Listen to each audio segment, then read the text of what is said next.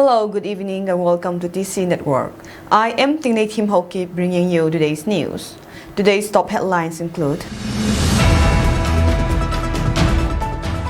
Kim against Manipur government's bid to infiltrate Meitei PLA militants from Myanmar into Manipur. Manipur violence accounted for 97% of displacement in South Asia in 2023, says a report. NIA's charge contains involvement of Nscn-im in conflict between Kukis and Meitei terrorist groups.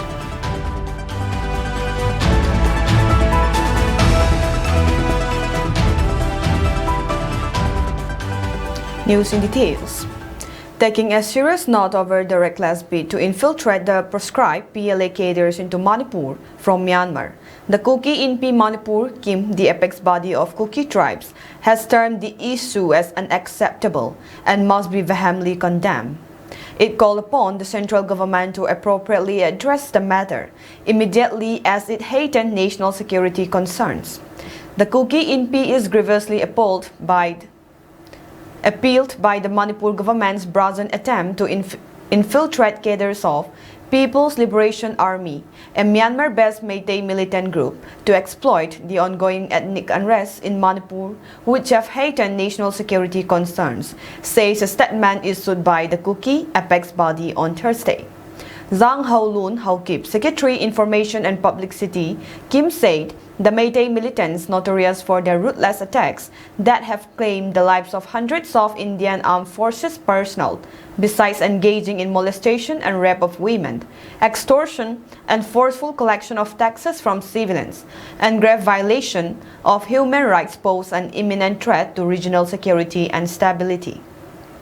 He recalled the ambush and attack on November 13, 2021, resulting in the death of Colonel Biplav Tripathi, his wife, their 9-year-old son, and 4 paramilitary forces Jawans, and the ruthless attack on 6th Dorga Regiment that had claimed the lives of 20 security force personnel in Chandel district in 2015, among others. In the ongoing ethnic strife in Manipur, the Kuki-in alleged that the Meitei militants working in tandem with PLA and UNLF have engaged in brutal killings, mutilation, including beheading and burning of people.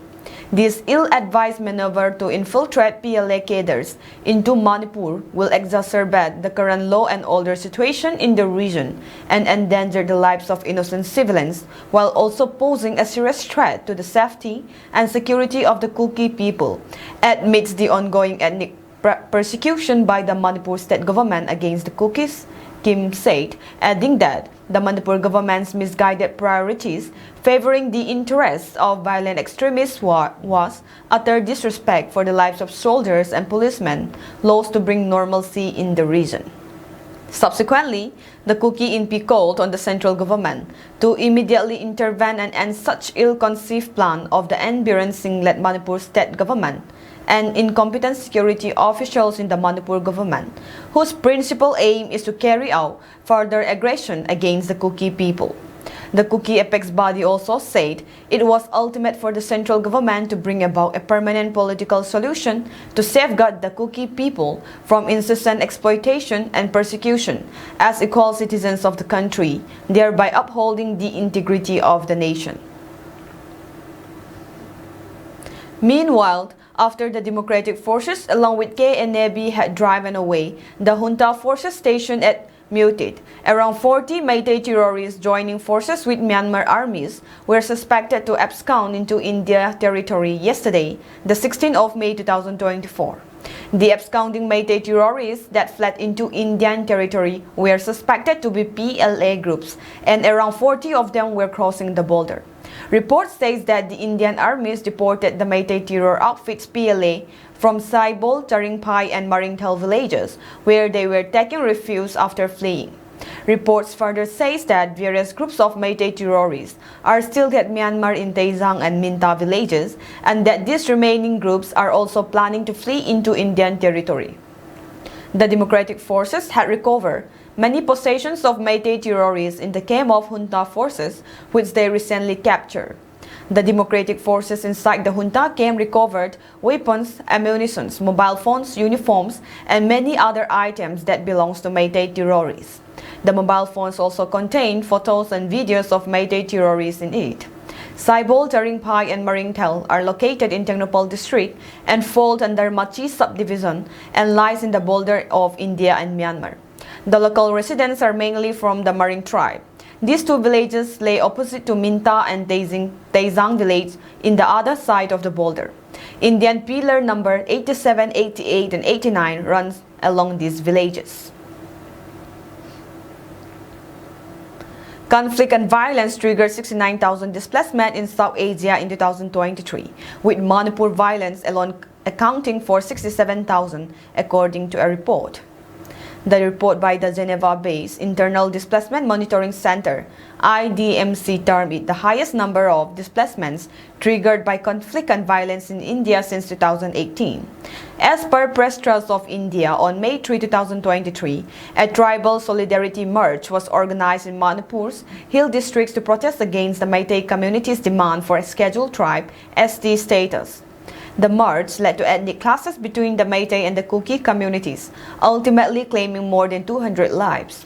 The Manipur High Court had in March last year called for recommendations to be sent to the central government to recognize the Meitei community as a scheduled tribe, an official status designed to protect minorities from marginalization.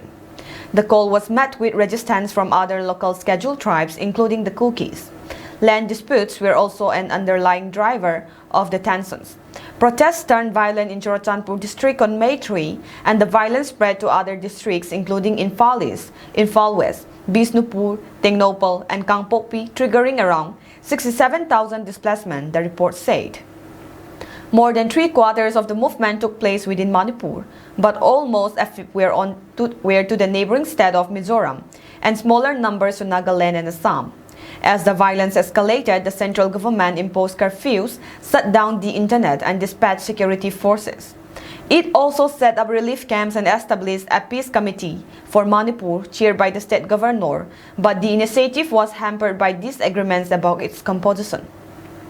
All of those displaced by the violence were still living in internal displacement at the end of the year, the IDMC noted. The IDMC said around 5.3 million people were living in internally displacement as a result of conflict and violence across South Asia at the end of 2023, 80% of whom were in Afghanistan. A new transnational twist in Manipur's Kuki-Meitei ethnic conflict has surfaced after The Hindu reported on a national investigation agency, charge sheet, that accused a China-Myanmar module of the Nscn-im of stirring up trouble in the state. While the agency has claimed that the Nscn-im helped cadres from banned Meitei groups infiltrate the state, the extremist group has hit back, alleging that Indian security forces are supporting Kuki insurgents in Myanmar to target Meitei rebels seeking shelter there. The Hindu report, published Tuesday, quoted an NIA charge sheet filed in March, alleging that an Nscn-im module facilitated the infiltration of Meitei rebels to exploit the current ethnic conflict in Manipur, with a larger goal to destabilize the state and wage a war against the government of India. However, in a statement released Thursday, the Nscn-im not only called the NIA's charges misleading and vicious, it also leveled some allegations regarding the role of Indian forces in the ongoing conflict in Myanmar. The Isak Muiva faction of the National Socialist Council of Nagaland, or Nscn-im, is an overground militant group that is in ceasefire mode with the government of India. Nscn had signed a ceasefire with the government of India and engaged in political talks for the last 27 years. Ironically, GOI agencies keep hitting below the belt, the statement alleges. It further accused India of using two Myanmar rebel groups, the Kuki National Army Burma or KNAB and the People's Defense Force PDF, in a proxy war. These groups clashed with the Myanmar military at Myotit in Myanmar's Sagang region last week. The Nscn-im claims India is supporting the KNAB to fight against Meitei rebels stationed in Myanmar. They also allege that Indian forces are bombing their positions in Myanmar daily in the name of KNAB. The reason for this, it claimed, was that the Indian security forces do not want Naga army to be stationed in the Myotit area of Myanmar. While sources could not confirm Nscn's presence at Myotit, they said few splinter groups of the Naga outfit exist alongside camps of the Sunni Nationalities Army (SNA), a Myanmar insurgent group fighting for statehood in Sagang region. Myanmar still provides safe haven to the Indian insurgent groups with rebel camps located further to the north of More and Tamu along the Indo-Myanmar border, intelligence sources said. Insurgent camps also exist on the southern Myanmar side of the thickly forested border and north and southwest of Singkaling, Makti in the Sagang region's Makti district. The current development suggests a two-way problem: the Manipur conflict spilling over into neighboring Myanmar and the impacts of Myanmar's strife of Indian insurgent groups operating there. The National Investigation Agency (NIA) has accused a Myanmar-based module of Nscn-im of extending support to Ban Meitei insurgent groups KYKL and PLA to infiltrate Manipur, according to the Hindu report. The NIA added that the Nscn-im promised a safe passage along with arms, ammunition, explosive, and other terrorist hardware to Manipur-based terrorist outfit and proscribed organizations. According to the report, the NIA filed a charge sheet on 7 March in a Guwahati court against 5 people who were arrested last July in Manipur. These suspects allegedly criminally conspire with intent to carry out violent terror attacks targeting the rival Kuki-Zo community with prohibited arms and ammunition. Ethnic clashes between the Kuki and Meitei communities in Manipur broke out last May, and though the intensity of the conflict has ebbed and flowed since then, the state's situation remains volatile. Adding to the tension is the reported resurgence of Ban Valley-based insurgent groups VBIGs in the region, which are reported to have returned from Myanmar. The Nscn, on its part, has claimed that Indian authorities are allowing Kuki militant groups operating in Manipur's Tingnopol district to enter Myanmar and fight with the Meitei revolutionary groups. In its statement, the Nscn further claimed that Kuki insurgent groups have sealed off the international border along the Namli and Wangli areas in Manipur's Kamjong district. No one is allowed to enter Myanmar and no one is allowed to come out from Myanmar. Even people from civil society organizations are put under heavy restriction, it claimed. Referencing the conflict in Myanmar Sagang, the statement suggested that the Nscn had maintained a distance. The Naga army had not taken a single step to fight against the KNAB. Neither did we find a reason to go against PDF, the statement said. The 7 to 10 May operations in Sagang region by the PDF, Tamu and KNAB, along with the Kachin Independence Army (KIA), led to the surrender of at least 21 Myanmar army soldiers at the Myotit camp, roughly 16 km from Tamu Township on the Indo-Myanmar border. Sources in Myanmar told the print that approximately 400 to 600 individuals were present at the Myotit camp during the attack. This included Myanmar army soldiers, police, Pusotis, pro-military villagers, cadres of the Sunni Nationalities Army, a Myanmar insurgent group fighting for statehood, and the Valley-based insurgent groups VBIGs or Meitei rebel outfits.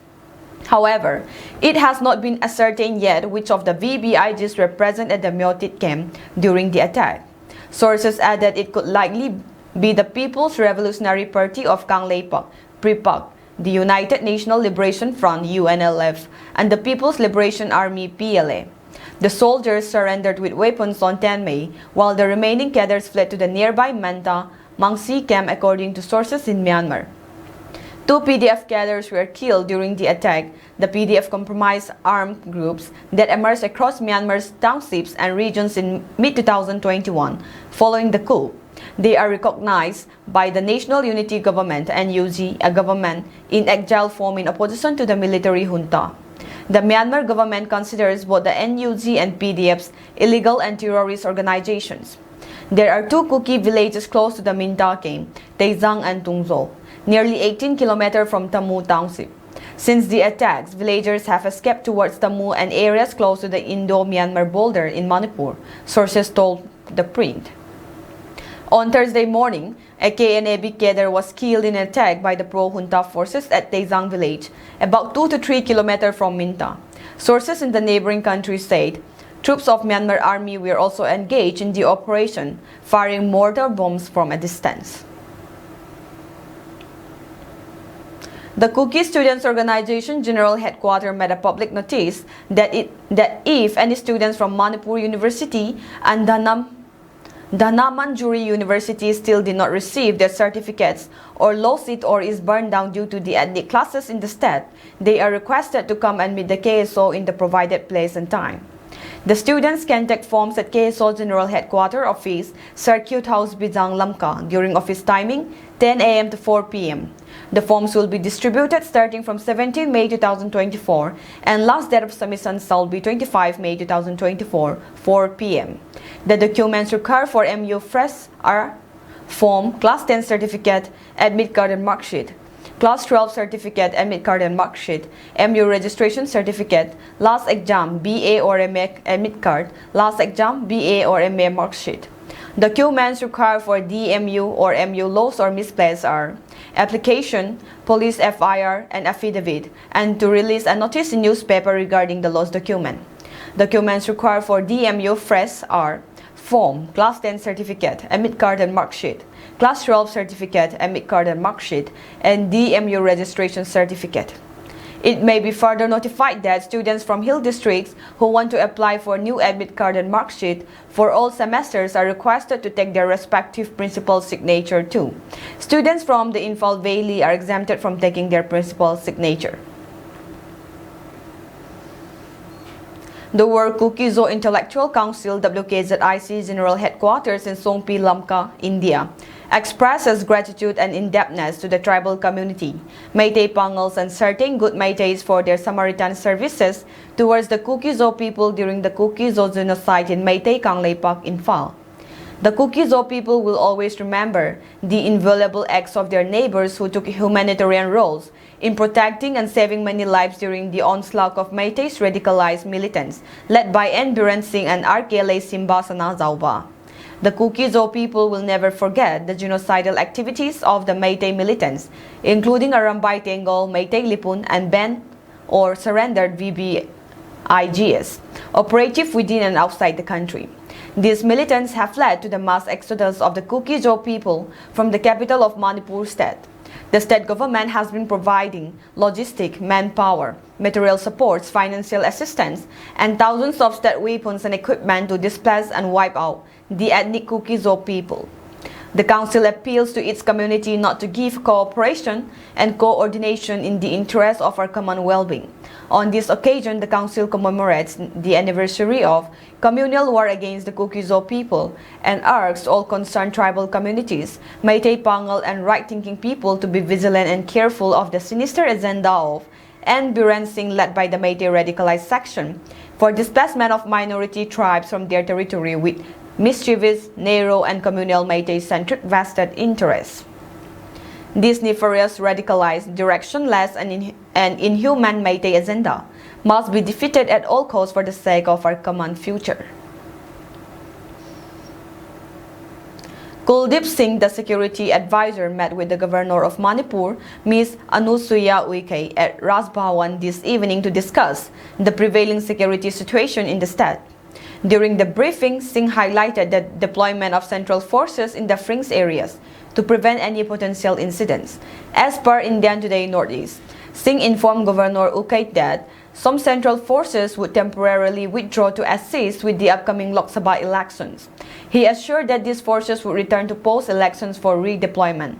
Currently, central forces are involved in securing state armories and escorting vehicles on two key national highways, National Highway 2 Imphal-Dimapur Road and National Highway 37 Imphal-Jiribam Road. Governor Uike emphasized the importance of maintaining peace and security across the state. She urged the security advisor to implement all necessary measures to prevent any untoward incidents and ensure the safety of the populace.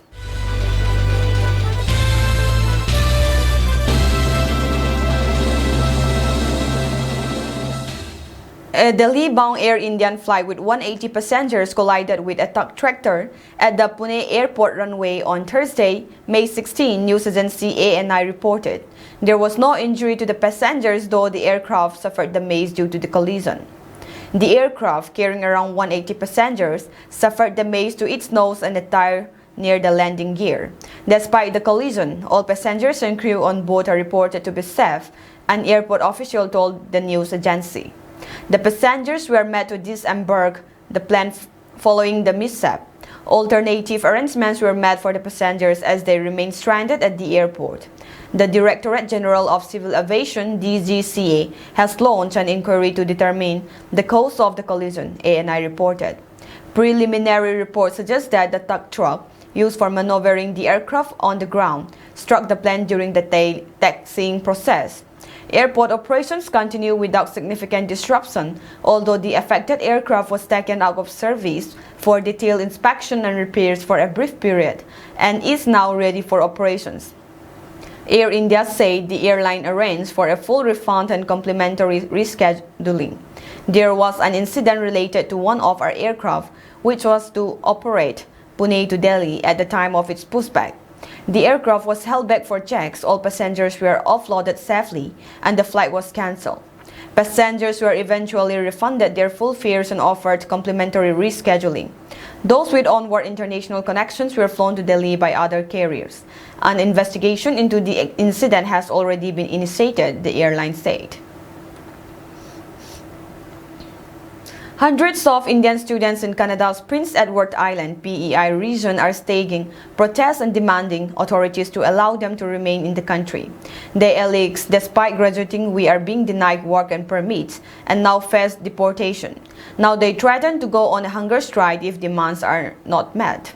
Students who have been in the country for over a year now claim the government changed the policy overnight.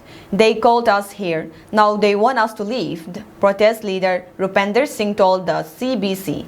Our province gave us false hopes, asserted Singh, who came to Canada from India in 2019. They were giving us wrong information. This is totally an exploitation. Video footage shows large groups of Indian students marching through streets of Charlottetown, chanting for fairness and protesting against sudden policy changes. One protester highlighted the impact on both immigrants and locals, suggesting that without international graduates, locals might face delays in service like coffee at Tim Hortons. We only get a once-in-a-lifetime chance. We came to PEI because they met these rules that we can apply for PR after 6 months, 1 year. Yes, they will be affected, but the people of PEI will also be affected because now they will have to wait 20 minutes for a cup of coffee. Last July, PEI passed a law restricting postgraduate work permits to students with specific qualification. They now allow only students with construction or home building and healthcare qualifications to get a permit, leaving many international students unable to continue working in Canada. Similar restrictions were imposed in Manitoba earlier this year, but after protests, the Trudeau government had to extend postgraduate work permits by 2 years. Now, students in PEI are demanding similar treatment. Students demanding an extension of work permits and a review of the recent changes to immigration policies. They want to be grandfathered that will allow them to be exempted from new regulations or policies based on their previous status or circumstances. Hence, if a new immigration policy is implemented that imposes stricter requirements, individuals who applied before the policy change may be grandfathered, meaning they are allowed to proceed under the previous less stringent criteria. This status acknowledges the rights of individuals who initiated their immigration process under different conditions and ensures they are not unfairly affected by subsequent changes in the law. Grandfathered status provides a measure of stability and fairness in immigration system, allowing individuals to plan their lives and futures with greater certainty. They have set a deadline for action, threatening a hunger strike if their demands are not met by mid-May. As tensions rise, the protests are growing, with hundreds joining in and garnering support from various communities. Employers and minority groups have backed the cause, highlighting the broader impact of this policy change on the community as a whole.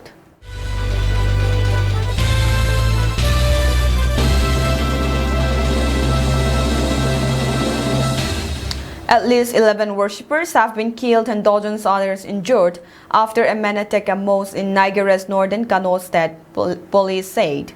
A man illegally sprayed the mosque with petrol and locked its door before setting it on fire, trapping about 40 worshippers, they said. The attack was triggered by a family dispute over the sharing of inheritance. People said they have arrested 38-year-old suspect. The incident happened when people were attending morning prayers on Wednesday in Jejawa area of Kano State. Residents said flames engulfed the mosque after the attack, with worshippers heard wailing as they struggled to open the locked doors. After hearing the explosion, neighbors rushed to help those trapped inside, local media reported. Rescue teams, including bomb experts from the city of Kano, were immediately deployed in response to the attack, a police statement said. Police later confirmed that a bomb was not used in the attack. The fire service in Kano say they were not called immediately after the fire started, adding that they could have brought the situation under control much faster. Kano Fire Service spokesman Saminu Yusuf told the BBC that they were only informed after locals had already put out the fire. In a situation like this, people are supposed to call us, but we did not get any call from the location until after normalcy had returned, Yusuf added. Police say the suspect confessed that his actions were part of a dispute over inheritance, claiming he was targeting some family members who were inside the mosque. What happened is not associated with any act of terrorism. Rather, it was a skirmish that arose as a result of inheritance distribution, Umar Sanda, a local police chief, told journalists after visiting the scene. The suspect is presently with us and is giving out useful information, Sandahi added. Initial reports said one worshipper had died from the attack, but the death toll later rose after more victims died while receiving treatment at the Murtala Muhammad Specialist Hospital in Kano. More victims, including children, are still receiving treatment at the hospital, according to police. Islamic cleric Sikh Dauda Sulaiman says killing people while they are praying is one of the biggest sins possible, and that apart from repenting to God, the culprit should pay blood money for the families of those that died. Israel's military says 5 soldiers have been killed by Israeli tank fire in northern Gaza, in one of the deadliest incidents of its kind since the war against Hamas began in October. An initial probe found that 2 tanks fired at a building in Jabalia refugee camp where the troops had gathered. Troops went back into the areas this week after previously pulling out, saying Hamas had regrouped there. Tens of thousands of Palestinians have fled the fighting and bombardment. Both the Israeli military and Hamas military wings said on Wednesday that battles in Jabalia camp and the surrounding town of Jabalia were intensifying. Battles also wreaked around the southern city of Rafah, from where nearly 600,000 people have fled since the start of Israeli operation 10 days ago. More than 1 million displaced people have been taking refuge there. The Israeli Defense Forces (IDF) said 5 soldiers serving in the 202 Battalion of the Paratroopers Brigade were killed in Jabalia camp on Wednesday evening as a result of fire by our forces. 2 tanks in the area fired 2 shells at a building being used by the battalion's deputy commander, according to a statement. From the initial investigation, it appears that the tank fighters from the ultra-Orthodox paratrooper company had identified a gun barrel coming out of one of the windows in the building and directed each other to shoot at the building, it said. 7 other soldiers were wounded by the tank fire, 3 of them seriously. The deaths increased to 278, the number of Israeli soldiers killed since the start of the ground offensive in Gaza on 27 October. Another 348 troops were among the 1,200 people killed in Hamas' unprecedented cross-border attack on southern Israel on 7 October, which triggered the war. Some were also taken back to Gaza as hostages. More than 35,270 people have been killed in Gaza since then, according to the territory's Hamas-run health ministry. According to the IDF website, 44 of the soldiers killed in Gaza as of Wednesday, 50% of the total, died as a result of what it described as operational accidents. 22 of them were killed by friendly fire, 5 died because of firing irregularities, and 17 as a result of accidents, including incidents involving weaponry and trampling. On Thursday afternoon, official Palestinian news agency Wafa reported that 4 people, including a pregnant woman, had been killed in an Israeli airstrike on a house in the Al-Fallujah area of Jabalia camp.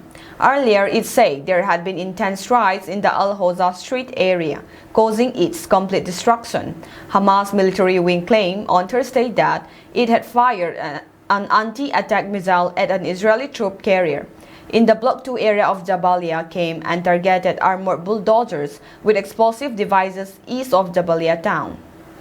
The IDF's chief of staff, Lieutenant General Herji Halevi, told troops in Gaza on Tuesday that Israeli forces were striking widely and strongly in Jabalia. We see their attempts to hold on and rebuild. Therefore, we need to deal with this again and prove that we will return its time, he added. Wafa also cited medical sources as saying that more than 30 civilians, including 10 children, had been killed in Israeli airstrike on residential buildings in nearby Gaza City. Palestine Post photojournalist Mahmoud Jajo and several members of his family were reportedly among the dead. The IDF scaled down operations in Jabalia, Gaza City, and the rest of the north in January after declaring that it has dismantled Hamas battalions there. But that left a power vacuum in which the group has been able to rebuild.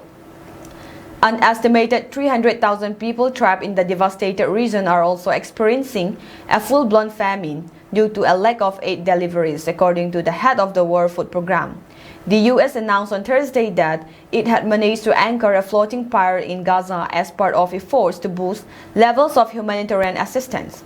But the State Department said the situation in Gaza was continuing to deteriorate and urged Israel to do more to provide sustained aid access to both southern and northern Gaza. Spokesman Vedant Patel said the flow of field aid into the territory through the Rafah crossing from Egypt had come to a complete halt. These comments were echoed by the UN's aid chief, who told the Reuters news agency that the humanitarian operation was stuck. Stocks of food which were in place already in southern Gaza are running out. I think we are talking about almost none left, said Martin Griffiths. That is all for today's news, and have a pleasant evening ahead.